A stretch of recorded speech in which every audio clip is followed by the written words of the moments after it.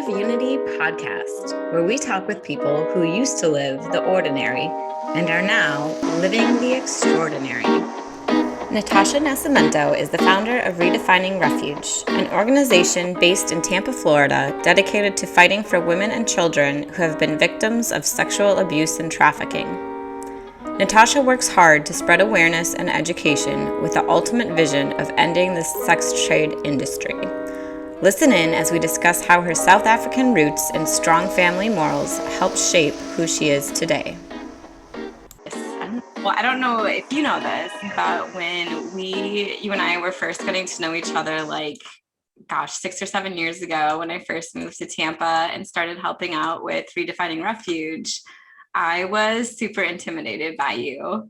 I'm like, here's this beautiful woman with this delightful accent running this amazing organization against sex trafficking. She's giving credit to everybody else, never taking things for herself. I'm like, when is she going to drop the mask and be real? And this is, 6 years later, this is exactly who you still are today. So, you truly are one of the most genuine, kindest, giving people I have ever met. So I want to thank you for taking time to chat with me today. It means the world. Don't cry. Wow. You've always really inspired me to be confident and just to really stand firm in what we know is right and what we know is true. And I don't think enough people, especially our age and our generation, do that. I feel like we're so persuaded by what we see other people doing or what we're maybe reading or seeing. So, I wonder if part of that, so you grew up in South Africa and came to the US. I don't even know much about that part of your life. So do you feel like, I guess, what brought you here? And then do you think growing up somewhere else helps you have a different perspective of life here and view things differently? Well, first of all, thank you for the kindest introduction on the planet Earth. That was really, really, really sweet. And I'm not sure I deserve all of those kind words, but I really do appreciate them. It's really, really sweet. So thank you. It means a lot to me. As far as your question, so I think growing up in South Africa, you definitely grow up with a lot of sensitivity to need because need's all around you. So anyone that's coming from a third world country, no matter how built up the economies are in those third world countries, I'm from Johannesburg, you see a lot of wealth and then you see a lot of poverty. And the disparities are quite large between the two. But I think because of that, again, you grow up with sensitivity to need. You can never escape need. It's all around you. And I think the culture in South Africa was also very Christian-based culture. And so because of that, you're even in schools are kind of like churches, I feel like. And you're very engaged in your community from little. So from the first grade, you are collecting food cans and knitting blanket squares to make blankets and, picking up litter. So also very aware of your environment and those kinds of things. So it definitely, I'm incredibly thankful for my upbringing because it cultivated a sensitivity to need. My parents also, when they were younger, when they were children, my dad was a first generation immigrant to South Africa from Portugal. Oh. And so also didn't come from a lot of means. My dad didn't finish high school, started working when he was 14 years old, ended up doing really, really, really well. But because my parents grew up with not a whole lot, even though we grew up the total opposite, extraordinarily spoiled, they still made sure that we were very aware of the need of others. And so when we would get new toys, they would make us give toys away. If we would get new clothes, we'd be going through our closets and those kinds of things. We had help, in our home growing up. And I was rude to our housekeeper one day. I don't even know what I said. I was like 12 and rude. And my parents made me do her job every day for a week. And she felt so horrible for me that she tried to help me. She was like, oh my gosh, I feel so bad. I'm going to try to help you. And my parents were like, nope, don't help her. Like, absolutely not. Like, she needs to learn. And Wow. so, yeah, I don't even know if I was 12. I might have been younger than that. But yeah, so I think upbringing from my parents, and then also growing up in a third world country, it made me always stay sensitive to need. And then when I moved to America, which was in my senior year of high school, I think there's a misconception that when you move to the United States of America, there's not going to be any need there. You know what I mean? Like, it's just a very common misconception, I think, when you grow up in another country, that America just has it all together and it's perfect and no one's homeless or hungry or without. And so I think I kind of got away from that a little bit. I went to college here. I landed like my dream job after college in finance. And then I just felt really, really, really empty, like exceptionally empty. And I thought, man, maybe I need to kind of get back to my roots and start getting involved in the community. I mean, is there even any need in the community? And then I went to my first community alliance meeting, and that changed my whole world. So. Very cool. And I remember, this was probably about a year ago. I don't know if you remember this, but when I was kind of toying with probably a similar feeling of just like, I need to do more, I can do more, I feel this calling. And we were talking about how when God calls you to do something, it's like this, hey, hey, hey, pay attention to me, pay attention to me. And you and I both were like, we're just not quite ready, or we're afraid, or I'm really comfortable where I am. And he just, that voice or that feeling doesn't go away. So you were in your dream job. So like, what was it that finally allowed you to step away from that and step into Redefining Refuge? Well, it's so interesting. As a side note, when I got this job in finance, and I was one of the youngest junior brokers at the time, my mom sent me a pen, and it was like this platinum, really fancy pen, and it was engraved with my name on it, but it also had a caption, and the caption said, "God and I can do it." And she said, use this pen when you get your first $1 million contract.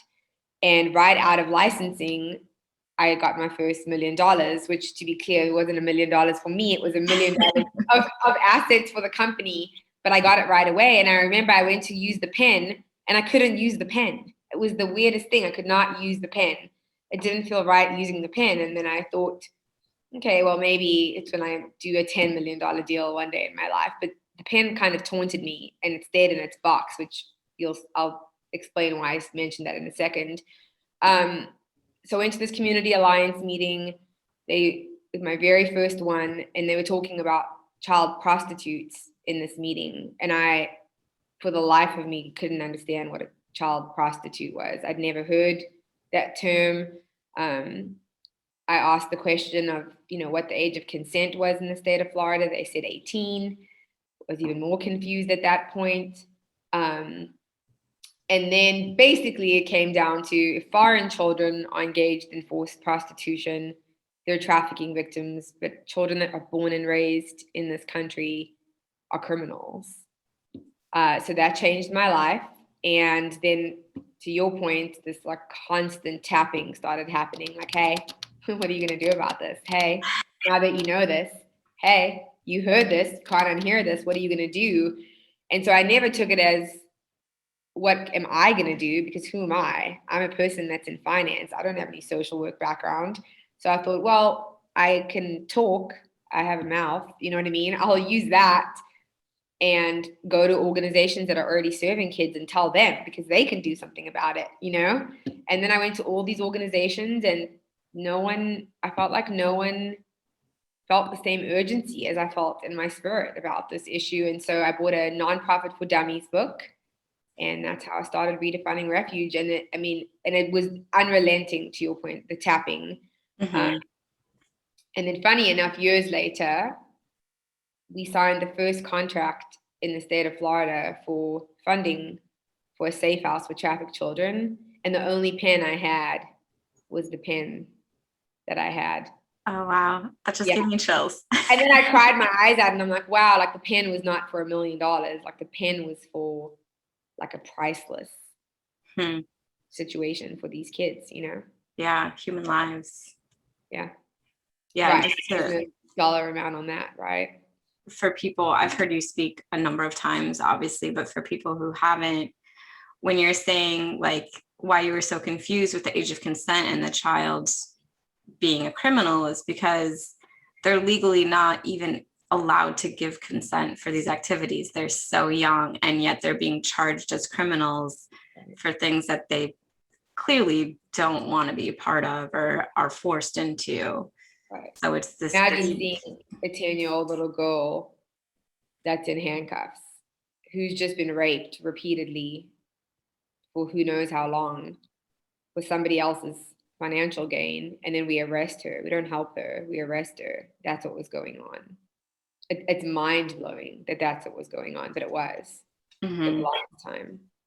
So yeah, it's disgusting. I know for me with just going back to God's calling, I can't remember if it was a book or a sermon or wherever I heard it, but this person was talking about how, you have your spiritual gifts and these things that tapping and that voice, like, do this, what are you going to do about this? Take care of this. And how, we can sometimes be silly thinking like we're doing God a favor, we're helping him out by doing this mission work or this project or volunteering or whatever it might be, when it's like he's God. Like, he doesn't need us to do these things. It's like our joy and our pleasure to be able to have the opportunity to do these things. And if I were to choose, what really gets me motivated is, I think, like, if I just sit on the sidelines and I don't step into this, he's going to call somebody else to this and they're going to step into it. And how's that going to feel for me a year from now or however long to look and see this person living what was my path, right. and me sitting back here because I was too afraid to do it. And that thought always pushes me to take action. No, I mean, it's true. I think if you grew up in church, I grew up in church, and still, like, you don't believe the sermons that say, God equips the called. It's not necessarily that he calls the people that are already equipped to do things.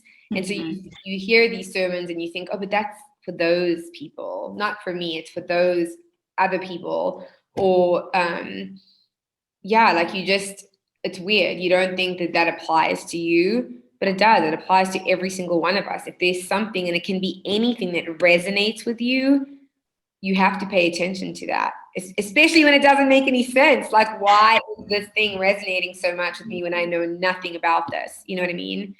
So I think, you also hear in church out your whole life, do it afraid, do it without all the answers. And I think I've learned, I'm very passionate about, like, mentoring students, because I've learned that sometimes it's better not to have all the answers or all the training, because learning is invaluable. You know what I mean? Like, the kids that we serve were my greatest teachers. And if I had all this training, I would have thought, probably arrogantly so, that, well, I know what's best for you. Like, how could I possibly know what's best for you? Because I read it in a book and somebody said what's best for you. No, you tell me what's best for you. You live this. How can I serve you? You know what I mean? And so I think when you do something grassroots like you're doing, or like I did, you come at it more from, like, a servant's heart than a professional perspective. You know what I mean? Yeah. So, Yeah, that's a good thought. I hadn't thought of it that way, but it makes a lot of sense when you're coming with just the openness of you're almost learning with them in a right. way. Yeah. Right. How can I help you? Not, I know how to help you, because I don't know how to help, not even not even remotely. So And yeah. so now, correct me if I'm wrong, but your newest challenge in this is dealing with a lot of immigration, kids showing up in the state of Florida with no paperwork, no parents, no trace of any kind. Yeah. So that's a new, gosh, I feel as passionate about this as I felt about kids getting arrested for prostitution, 13 years ago. But yeah, we've been pummeled with referrals in the last 5 or 6 months for undocumented children. And those cases don't sit well with me because, we're filing petitions in our courts to basically terminate the parental rights of these children's parents without even knowing if these kids have been reported missing in their countries. I mean, what if your parents are looking for you in Guatemala and you're in America and we just terminate their parental rights and then make you a ward of our dependency system or of our state? So I unequivocally, absolutely disagree with what's going on. There's not a whole lot of verification that's happening in terms of kids that are arriving with paperwork. The legitimacy of those birth certificates, these people that are saying they're the kids' parents. A lot of the time, if you're arriving in the United States with children, they're not going to send you back.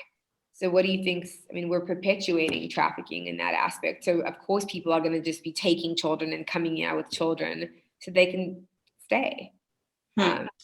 So if someone shows up with this, so they say they kidnap a child in Guatemala, they show up in the United States with this child and they say this child is theirs. Yeah, we're going to be very hard pressed to deport. Okay. Right. So why don't the kids just say, no, these aren't my parents, I was kidnapped? That has happened. We've had one situation. So the problem is a language barrier. The majority of the children that we've seen are from Guatemala, but they're from these little villages in Guatemala. So even if we get translators, sometimes the translator can't even adequately translate because of the dialect of Spanish that they're speaking in those villages. So sometimes it's a language barrier issue. But we did have one child who was able through a translator to say, this is not my dad. It's not my dad. My dad died when I was little. Her birth certificate did have this man's name on it too. So it's a perfect example. He's in jail now. He was in jail awaiting deportation. I guess this is when the administration changed and they said they weren't deporting anyone for, X amount of time. And then she was put into our child welfare system. But again, I don't feel comfortable with that approach because we're not only separating children, we're putting children into a child welfare system, which is predominantly English, but we're also taking them away from all of their culture. You know what I mean? It's not just language, it's their culture in general. It's their traditions, it's their food, it's their dancing. It's so much, So I'm definitely not comfortable with what's going on. I don't think, in fact, I know that as a state, we do not have a unified response and we have no protocols in place, statewide protocols. Everyone's just kind of winging it at this point. So it is a challenge and it's a horrible one. I don't like playing God when it comes to kids' lives. Like how do we know what's best for them? We don't even know anything about them. We don't know who their parents are, where they came from, if they've been reported missing, So yeah, you're making these life-altering decisions for them. So I will not be a part of that by any means. I'll be a part of providing services to them, to the best of our ability, but not making decisions like that. No way. I can't imagine being a child in that situation. I mean, how afraid. You can't even speak the language and you get shoved into some group home potentially where there's 10 other kids and they all speak English. You know what I mean? Like it's not okay. Not okay. So for people like myself, is there like anything we can do or anything we can be aware of, or when it comes to undocumented? What would you recommend to just the average person who has no clue that this is even going on? Like maybe you're saying this and someone gets a little spark. Like what could we possibly do? I mean, I think we need to write our legislators and, this needs to be something that we talk about with the people that are in positions to create policy. Like we need policies around this sort of thing. Like we are perpetuating potentially the abuse, neglect, and trafficking of children. And so every state at this point, I know, are having their own woes with this, but again, no change is happening. And it's kind of like it was, honestly, it took almost 5 years from when I started Redefining Refuge, or started thinking about Redefining Refuge, to change the law from children getting arrested for prostitution. I mean, and it seems like such an obvious no-brainer thing, and that took 5 years. You know what I mean? So I can't imagine how long this will take, but we need to create policies, and I think the squeaky wheel is the attention. So people need to start talking about it. I saw a couple in California actually recently accused the government in California of trafficking children because they're foster care parents, and they are getting calls left, right, and center to take these kids, and those foster parents have the exact same objections as I have. Like, wait a minute. Do we even know where these kids came from? Who are their parents? Have they been reported missing? Have we notified the embassy of their home country or the consulate or whatever the case is? So I think it's interesting, and a similar thing happened in Texas with some foster care parents. So people are seeing this. We're certainly not the only ones. Yeah. So I'm thinking too about how you're saying removing them from their culture, and then also your perception prior to coming to the US is that everything is rosy and perfect in the United States. And I can speak for myself. The first time I went abroad, outside of the islands, the Caribbean, was Southeast Asia, and going over there, the third world countries, and it looks drastically different than anything that I had grown up around. And my immediate mindset is, just give these people money and things and computers and clothes and all this stuff. And it wasn't until probably my second time over there that the culture started sinking in, and understanding that objects and I can't just say objects, but the way of life that we have it in the United States, our culture, is not necessarily the best way. Like, there's things about this culture that are really amazing. And I think that kind of maybe plays into this a little bit, is these people trying to get here, or these kids. And even as us, when we're traveling abroad, just going with the mindset that these people have really rich culture as well. And just because their life may not look like our life, they're not necessarily lacking in any way. Right. Oh my gosh. Yeah, no, that's a perfectly stated point. I think that it goes back to, we think we know what's best for other people. Like, how could we possibly know what's best for you? We have a phrase in social work, I'm sure you've heard it before, but it's like meeting kids where they're at. Then what does that mean? Every child is unique. And so it's going to where they are and saying, what do you need? And so if you go into a third world country, it might be helping them with seeds for farming, or, you know what I mean? Not like, oh, here's a TV that you can watch. Right. Well, here's some Nikes that you can wear. Like, no, Yeah. So I think that's a really brilliant point, that we don't know what's best. Yeah. Well, and it came actually from asking that question everywhere we went. We would ask, how can we help you? And I always expected them to say something like, oh, we need clothes, or we need money. Not once did anybody ever ask us for money. You know what they always said? Pray for us.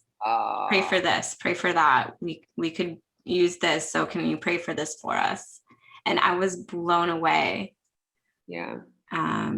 That I think when you can travel like that, and you can experience people like that, and really see and understand that there are different ways to life than what we're brought up in, I think that's where just this whole nother world opens up of perspective. Well, I think you're experiencing people, like, when you travel that way, and you're not doing just commercial traveling and staying in resorts and hotels, I think you get to experience like the pureness and wholeness of people. We're distracted by all the things that we have. We have so many things, and then we work to pay for those things, and it's actually quite comical if you think about it. So they could probably teach us a few things for sure. Yeah. So to shift topics a little bit, I guess, I know there are some things happening in your home country of South Africa right now, and globally, honestly, the world is a bit of an unrest. Really. I just want to give you an opportunity, if you want to share anything about that. I know, obviously, being in the United States, we're subject to what the media tells us, and you have a little bit more of an insider scoop there, similar to being in Florida, and when our families up north hear that there's a hurricane coming, we laugh at them and say, no, I'm on the beach, it's beautiful. Talking about, isn't it? Oh man. So I mean, there's a lot of civil unrest that's going on in South Africa. Probably the worst that it's been in decades. And it's because our previous president, Jacob Zuma, who was one of the most disgustingly corrupt presidents and politicians that we've ever had in South Africa's history, is actually being held accountable for his actions. So he was arrested and incarcerated, and the people are sort of looting and rioting and what have you in his defense. And so I think what I posted yesterday is I'm tired of the world, the majority of the world, certainly not everyone in the world, but the majority of the world, and certainly news headlines, perpetuating these narratives of race relations and inequality and everything's COVID's fault. This is not that. This is not about inequality and race and COVID. This is about corruption, and it's about corruption being exposed and brought to the forefront, and accountability. And I'm tired of accountability being seen as being punitive. It's accountability. It's not punishment. It's accountability. You know what I mean? And so that's just really sad that, you know, that the scapegoat of all these problems that have been brewing for decades is COVID and race, and you know, that's not true. It's not true in this instance.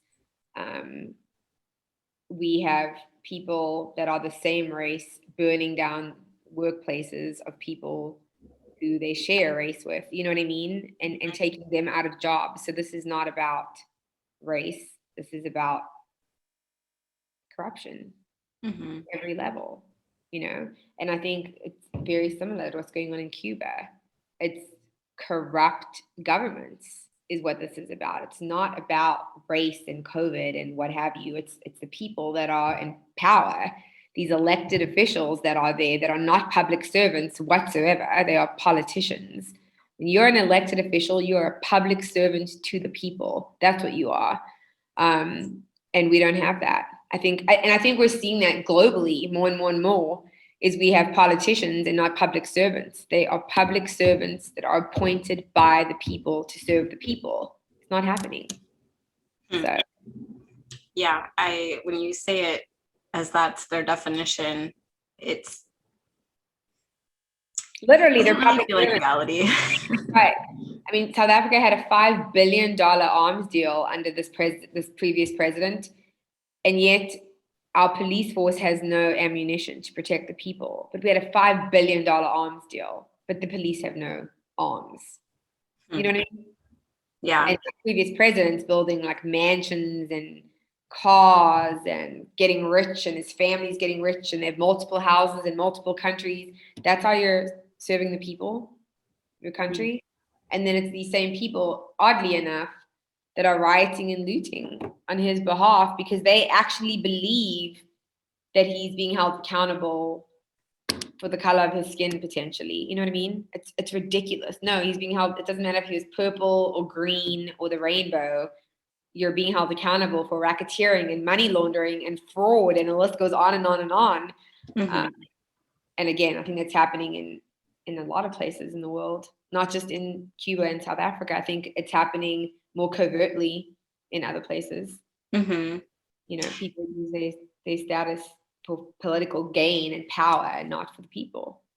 Yeah, unfortunately, I feel like the narrative since the beginning of time. Right. From the Romans and on. Yeah, but I think with technology and media now, I feel like there's the two stories, right? You have the story that the media puts out. So there's like, you know, this is what we're going to tell you is the story, which may or may not be the truth, not always false, not always true. And then you have the opportunity of people like you and I to share and spread word. So there's this whole other opportunity for, you know, things that we would normally have no idea about are now also widespread knowledge. So Right. I feel like the world is kind of in the balancing act of figuring out how much each side can get away with, and be held accountable to. It's interesting times. I look forward to being old and reading the history books Of this period. of these times, because Me too. You know,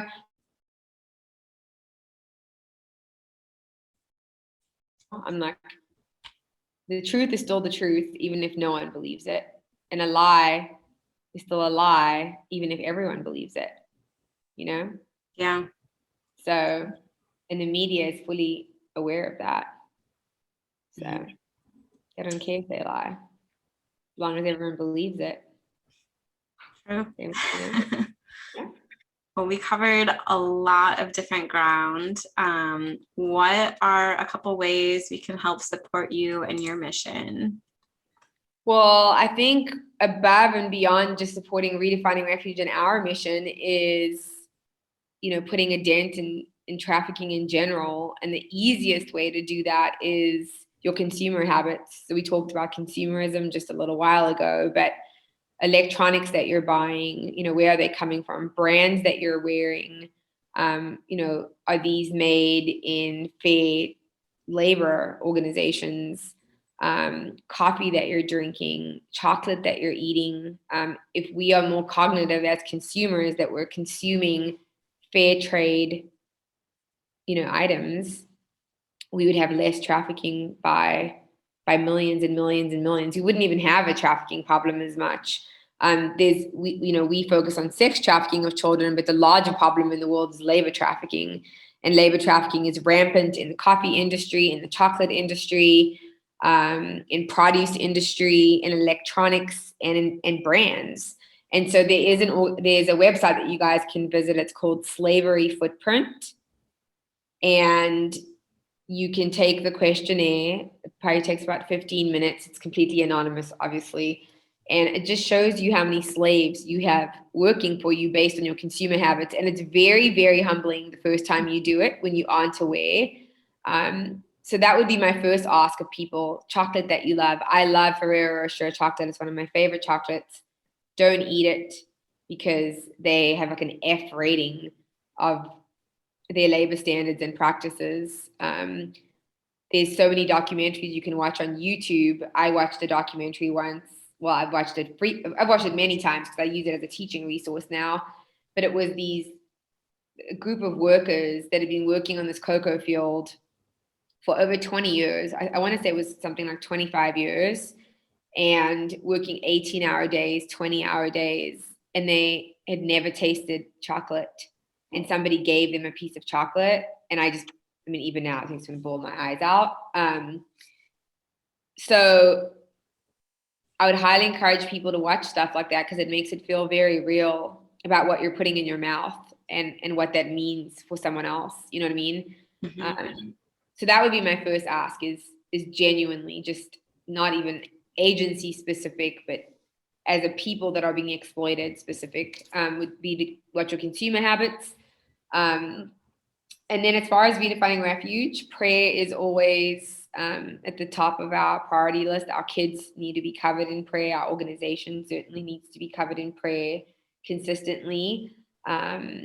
We are always needing items for our kiddos. We'll probably do something here soon for back to school items, but clothing, sanitary items, toiletries, gift cards for groceries, gift cards for Walgreens, for medications that they might need.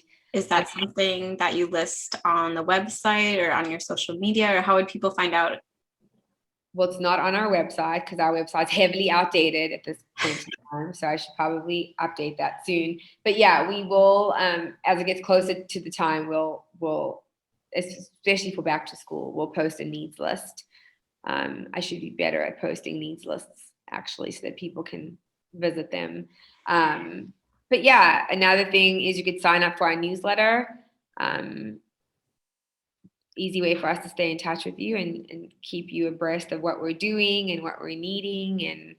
And yeah, I think that's it. Awesome. Yeah. So I have one final question for you. And that is, if I had the money to do so, I would give you a sailboat to sail around the world in. And your only job is to name it. So what do you name her? Wow. What do I name her? Oh, gosh, that's a hard question. I want to say, like, off the top of my head, I would name her Ava, not only because I love the name Ava, but Ava reminds me of my grandma, who was the most pure-hearted, beautiful human being I've ever met. I feel like all the good parts of me are from her. She had a literally unshakable faith. I've never seen a woman have such an unshakable faith in my entire life. She's who inspired the butterfly in our organization. So yeah, I feel like I would name her that because it has so many different meanings to me. It reminds me of my grandma, who was just the most powerful, beautiful human that I've ever met. Yeah. Yeah, I mean, I'd want a sailboat like that, sturdy and strong, but gentle enough to go with the flow and keep me safe. And yeah. Sounds perfect. It's a tough question, though. I'm going to be thinking about that for the rest of the day. Thanks. You're welcome. I'm sure I'm going to text at like 1 a.m. No, what would you name yours? Bliss. Oh, I love that. Yeah, bliss is my word. It has been for I don't know how long now, but to me it means, I guess, similar but different in a way to how you described the boat. But to me, bliss is, there's all this chaos in every day, right? You're going through all these different emotions, all these different things are coming at you. And bliss is just like this bubble that surrounds you that says, all this stuff is happening, but you're fine. I have you. Like, life is good at the end of the day. Everything's great. So bliss sounds like it's safety and security and peace and contentment. Yeah, it's like I have confidence in myself and my place in the world, and whatever comes at me today, I'll handle it. Yes, you will, girl. I think you can handle it. Well, thank you so much for having me. I'm so proud of you for pursuing what's on the inside of you. I knew it wasn't going to leave you alone, so